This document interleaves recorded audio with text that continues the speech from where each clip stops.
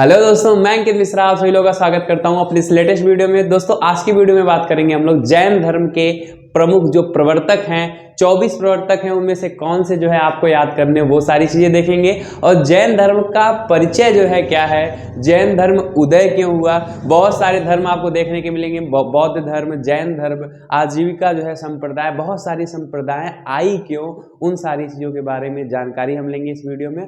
और पार्श्वनाथ के बारे में भी जो है जानकारी लेने वाले हैं दोस्तों। तो आज की वीडियो बहुत ही मजा आने वाला है, तो अंत तक बने रहिएगा ताकि आपको सारी चीजें क्लियर हो।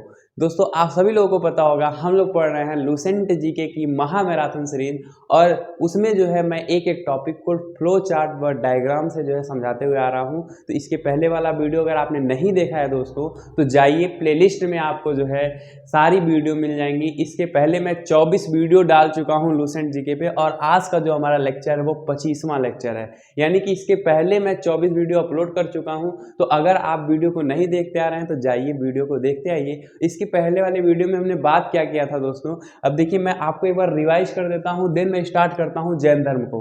इसके पहले वाली वीडियो में हमने बात कर रखा है दोस्तों सिंधु घाटी सभ्यता के बारे में। हमने क्या क्या पढ़ लिया दोस्तों, सिंधु घाटी सभ्यता पढ़ लिया हमने, सिंधु घाटी के बारे में पढ़ा। देन उसके बाद दोस्तों हमने किसके बारे में पढ़ा, हमने वैदिक सभ्यता के बारे में पढ़ा। और देखा हमने कि वैदिक सभ्यता में जो है दोस्तों दो पार्ट हुए हमारे, एक था ऋग्वैदिक पीरियड और एक था दोस्तों लेटर वैदिक पीरियड। ठीक है, अब चीज समझिएगा, ये जो जैन धर्म है, जो बौद्ध धर्म है, जो भी बहुत सारे धर्म बन रहे हैं, ये क्यों बने, आखिर इनकी जरूरत क्यों पड़ी, उसको समझने की प्रयास करिएगा। दोस्तों हमने सिंधु घाटी सभ्यता में देखा लोगों की क्या स्थिति थी, समाज कैसा था वहाँ का, पूरा डिटेल अध्ययन किया है इसके पहले वाले वीडियो में। उसके बाद हमने दोस्तों वैदिक सभ्यता में ऋग्वैदिक पीरियड के बारे में बात किया और लेटर वैदिक पीरियड के बारे में बात किया, और देखा यहाँ पे कि जैसे जैसे हम ऋग्वैदिक पीरियड से जो है लेटर वैदिक पीरियड में आते हैं, उत्तर वैदिक काल में आते हैं, तैसे तैसे हमारे समाज में और हमारा जो भी वहाँ का समाज है, वहाँ की संस्कृति है, वहाँ पे बहुत ही ज़्यादा पोल्यूशन देखने को मिलेगा आपको, बहुत ही ज़्यादा प्रदूषण। किस तरह का प्रदूषण दोस्तों, जैसे औरतों की जो स्थिति है वो आपको ऋग्वैदिक काल में बहुत ही अच्छी देखने को मिलेगी, और जैसे ही आप उत्तर वैदिक काल में आओगे उनकी स्थिति बहुत ही दयनीय हो जाएगी। जैसे आपको पता है ना दोस्तों कि जब लोग रहना स्टार्ट करते हैं और ज़्यादा दिन तक रहने लगते हैं तो लोगों में जो है बिगड़ होने लगता है। ठीक है, तो धीरे धीरे जैसे जैसे हम उत्तर वैदिक काल में आगे बढ़ेंगे वैसे ही जो समाज होगा ना वो बहुत ही प्रदूषित हो जाएगा। लोग एक दूसरे के प्रति ईर्ष्या, घृणा और मारपीट, ये सारी चीज़ें, जितनी भी चीज़ें हैं, मतलब अहिंसा फैलने लगेगा, लोगों में अंधविश्वास फैलने लगेगा, बहुत सारी चीज़ें जो है जो कि समाज में नहीं होनी चाहिए वो सारी चीज़ें आने लगेंगी। तो इससे देखा गया कि पूरा जो समाज है वो बदल जा रहा है।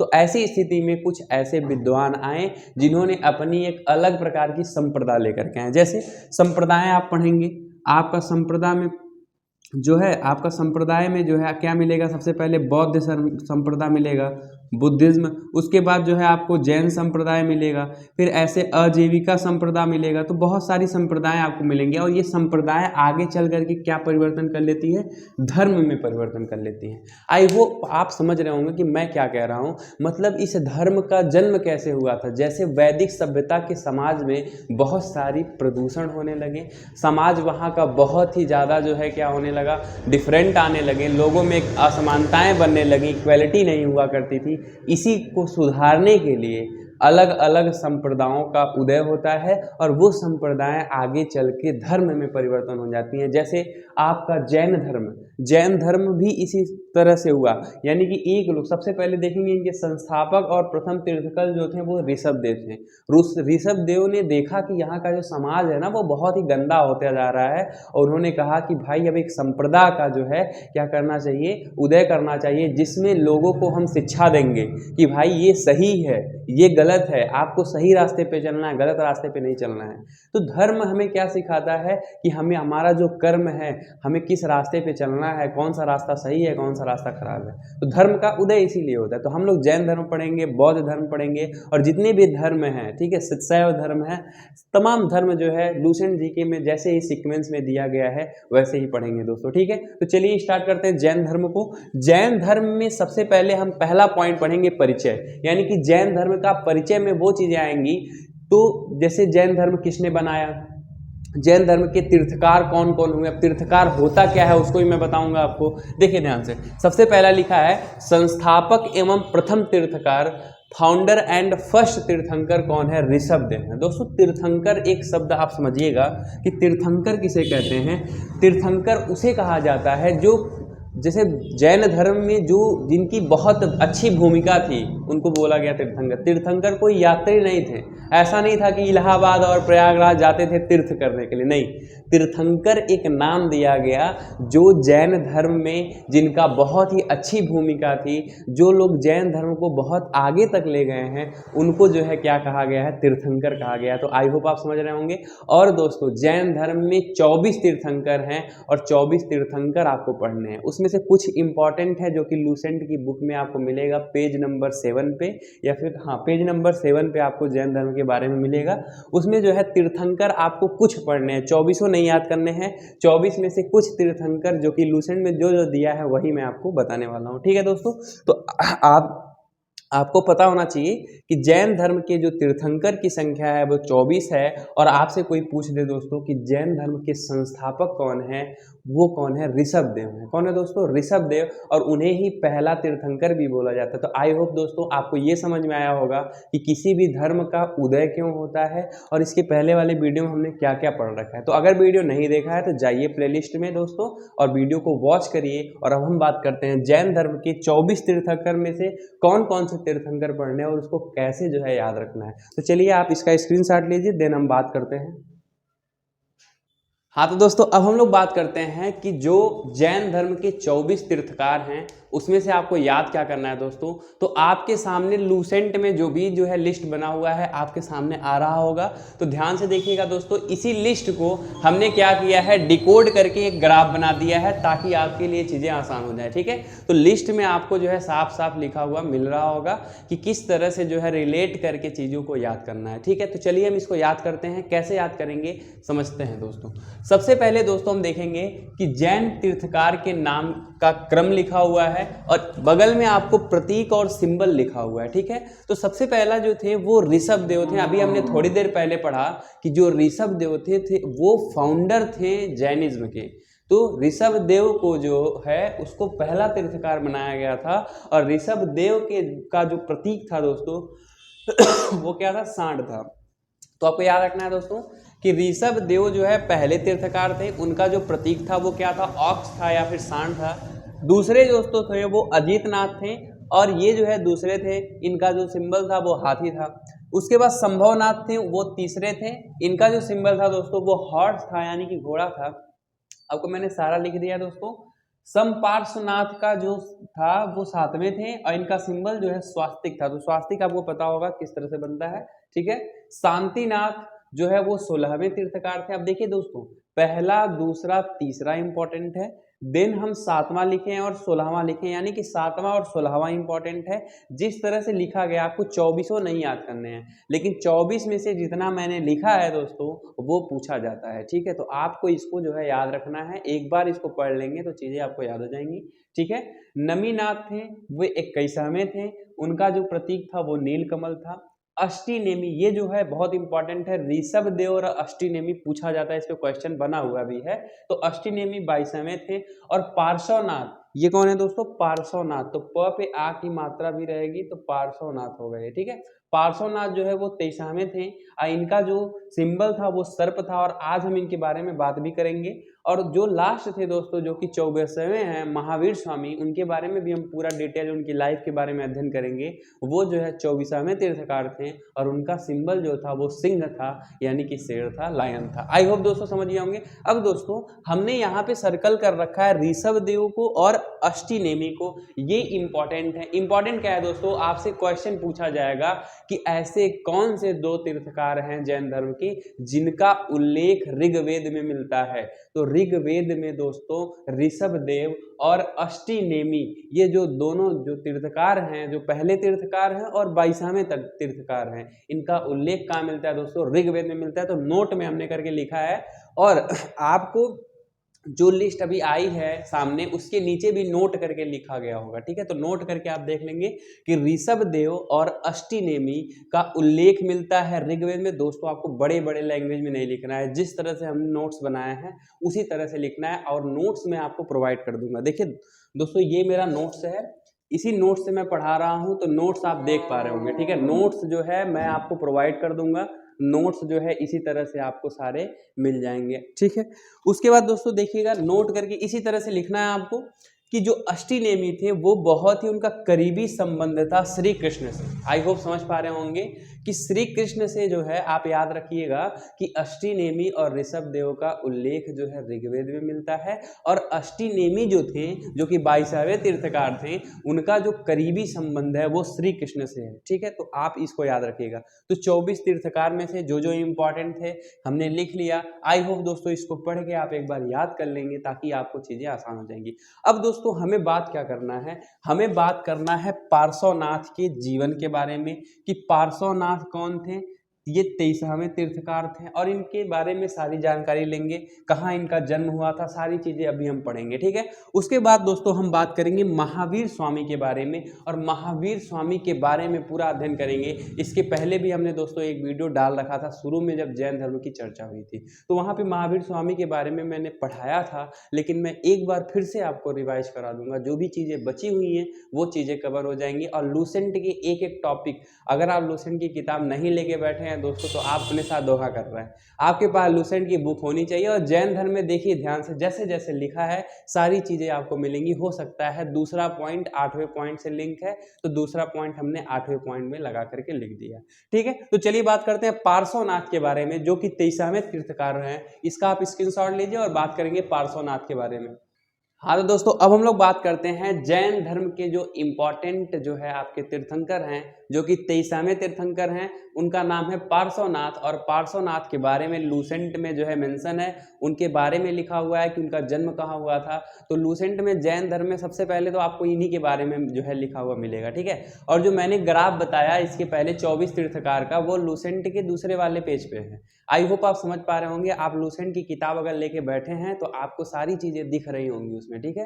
तो चलिए बात करते हैं दोस्तों, पार्श्वनाथ कौन थे, इनके बारे में पढ़ना स्टार्ट करते हैं। तो जैन धर्म के 23वें तीर्थंकर थे, 23rd तीर्थंकर ऑफ जैनिज्म। तो सबसे पहले तो ये तो आपको पता ही है कि जो पार्श्वनाथ थे दोस्तों, वो 23वें तीर्थंकर थे। और मैंने आपको बताया कि तीर्थंकर क्या होते हैं। तीर्थंकर जो है, जो जैन धर्म को बहुत आगे बढ़ाते हैं। तो जैन धर्म में इनका बहुत बड़ा योगदान था, और इन्होंने जैन धर्म में कुछ प्रमुख शिक्षाएं दी थी, जिसको जो है अभी भी हम लोग क्या करते हैं, पढ़ते हैं। और आगे चल करके महावीर स्वामी भी एक शिक्षा देंगे, उसके बारे में भी हम लोग स्टडी करेंगे और करते हैं, ठीक है दोस्तों। तो जैन धर्म के 23वें तीर्थंकर पार्श्वनाथ, इनका जन्म कहाँ हुआ था दोस्तों? काशी के इक्ष्वाकु वंशीय राजा अश्वसेन के पुत्र थे। दोस्तों कौन थे ये अश्वसेन एक राजा हुआ करते थे, जो कि काशी, इसके पहले वाले वीडियो में हमने महाजनपदों का उदय पढ़ा है, और महाजनपदों के उदय में हमने एक महाजनपद के बारे में पढ़ा था, काशी। तो काशी एक बहुत बड़ा महाजनपद हुआ करता था, जिसकी राजधानी वाराणसी थी, और उसी जो है जनपद के राजा थे कौन दोस्तों? अश्वसेन। तो अश्वसेन के जो है ये क्या थे?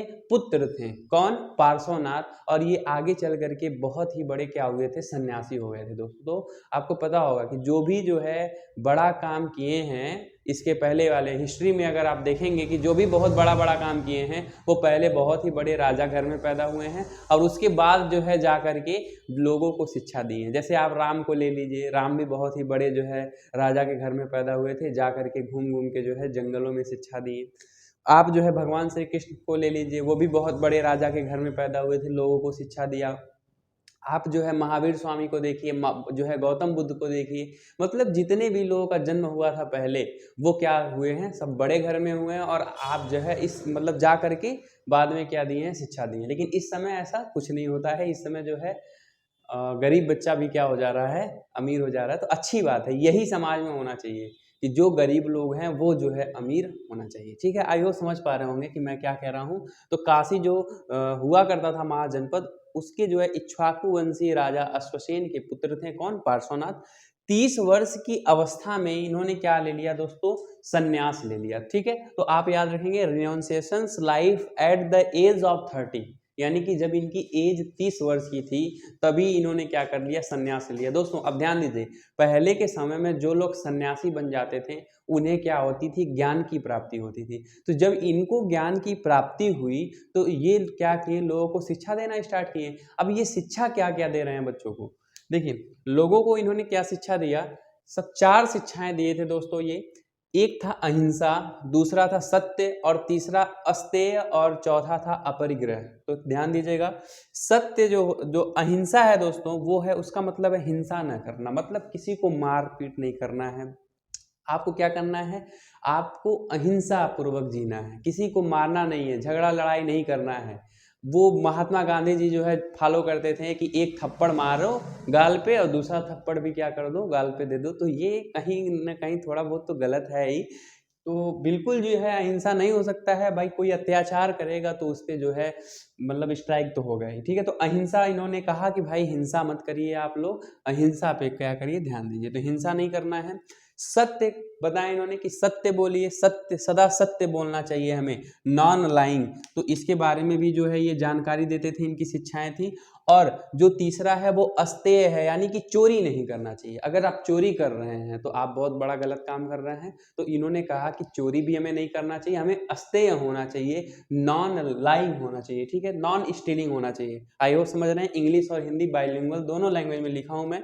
उसके बाद दोस्तों अपरिग्रह, अपरिग्रह मतलब होता है संपत्ति को नहीं रखना। ऐसा नहीं है दोस्तों कि लोगों से बेईमानी करके, लोगों से पैसा जुटा करके आप अपना संपत्ति इकट्ठा कर रहे हो, तो ये भी नहीं करना है। तो 4 प्रकार के जो है पार्श्वनाथ की शिक्षाएं थी और वो जो है फॉलो किए महावीर स्वामी। ठीक है, महावीर स्वामी ने एक और शिक्षा दी ब्रह्मचर्य, उसके बारे में चर्चा करेंगे। 4 कौन कौन से थे, एक बार और रिवाइज करिएगा, अहिंसा, सत्य, अस्तेय और अपरिग्रह। ये जो है पार्श्वनाथ की शिक्षाएं थी। अब दोस्तों इसके बाद वाले वीडियो में हम लोग बात करेंगे महावीर के बारे में। किसके बारे में दोस्तों, महावीर के बारे में। और महावीर ने क्या किया, इन चारों के अलावा एक और उन्होंने शिक्षा दी, ब्रह्मचर्य। क्या दिया दोस्तों, ब्रह्मचर्य। और ये ब्रह्मचर्य जो है वो बहुत ही स्ट्रिक्ट लाइफ थी। ब्रह्मचर्य में लोगों को जो है सब कुछ त्यागना पड़ता था, कुछ खाने पीने को नहीं मिलेगा।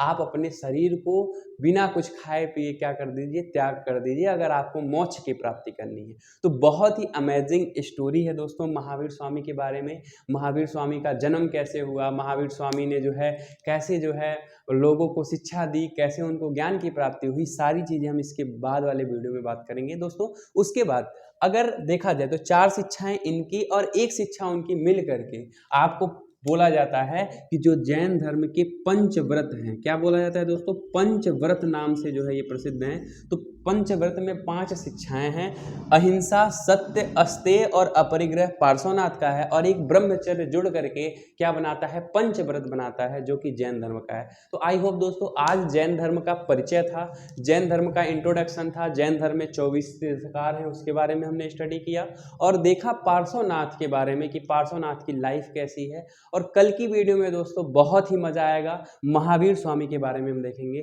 महावीर स्वामी की पूरी कहानी, पूरी बायोडाटा, जैसे जैसे लूसेंट में एक एक लाइन दिया है वैसे वैसे चीज़ों को सीखेंगे और चीज़ों को लिंक करके पढ़ना सीखिए। ठीक है दोस्तों, तो लिंक करके जैसे पढ़ेंगे, आप डायग्राम बनाइए, फ्लो चार्ट बनाइए, ताकि चीज़ें आपको याद हो जाएं, क्योंकि लूसेंट फैक्ट से भरा हुआ है और लूसेंट को आप याद नहीं कर सकते।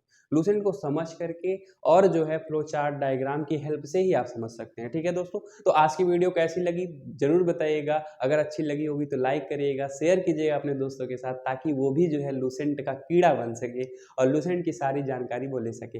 मिलते हैं अगली वीडियो में पूरे जोश एनर्जी के साथ। तब तक के लिए जय हिंद, जय भारत। हंसते रहिए, मुस्कुराते रहिए और पढ़ते रहिए।